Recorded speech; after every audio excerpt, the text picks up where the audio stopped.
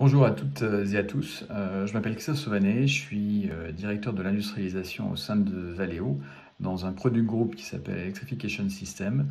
C'est moi qui vais vous présenter aujourd'hui le challenge qu'on vous propose pour cette édition 2020-2021. Tout d'abord, je voudrais vous présenter Valeo en quelques mots.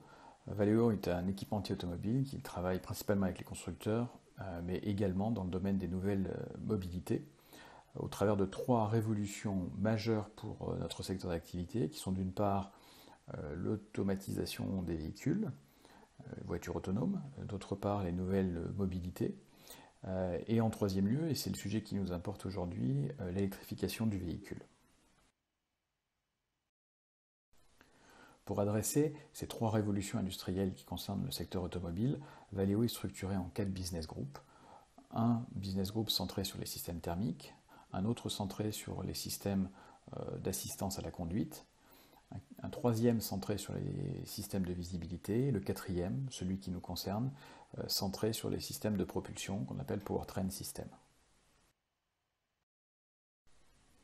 Ces quatre business groups s'appuient également sur des compétences transverses, notamment un centre de compétences qu'on appelle le GEADS, Group Electronic Expertise and Development Services, qui est en charge d'apporter des ressources, des compétences, de la formation sur un certain nombre de sujets liés au software, mais également liés, c'est ce qui nous importe également aujourd'hui, au sujet d'intelligence artificielle.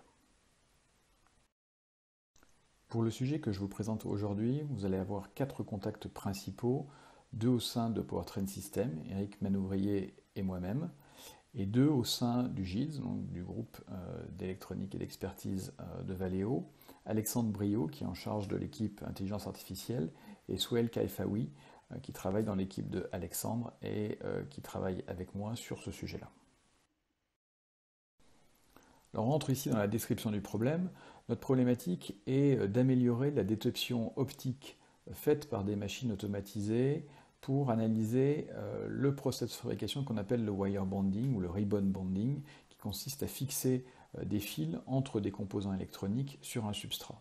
Ces fils peuvent être soit des fils fins, d'où le terme de wire bonding, soit des rubans, d'où le terme de ribbon bonding. Et on utilise pour ce process automatisé un moyen de contrôle optique que vous voyez sur la partie droite de l'écran, qui va venir prendre des images successives de nos modules de puissance, les analyser avec des algorithmes relativement simples pour vérifier si la qualité du bonding est bonne ou pas. Aujourd'hui, un certain nombre de mesures sont faites. Quand il s'agit de vérifier le positionnement du fil, les résultats sont assez probants et la machine fonctionne relativement bien seule. Quand il s'agit de mesures un peu plus sur la forme du fil, là les résultats sont moins pertinents et on a besoin d'utiliser un opérateur pour venir valider ou invalider les défauts qui ont été détectés par la machine.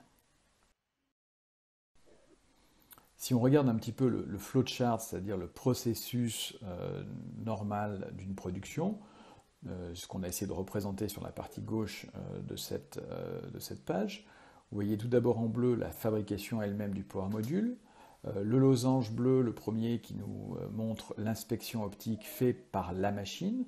Donc là, deux cas peuvent se rencontrer. Le premier cas, la machine ne détecte pas de défaillance sur ce power module, et dans ce cas-là, le power module est considéré comme bon, aucune image n'est enregistrée. Si par contre la machine semble détecter un défaut, elle va enregistrer les images et va demander une confirmation du défaut par l'opérateur.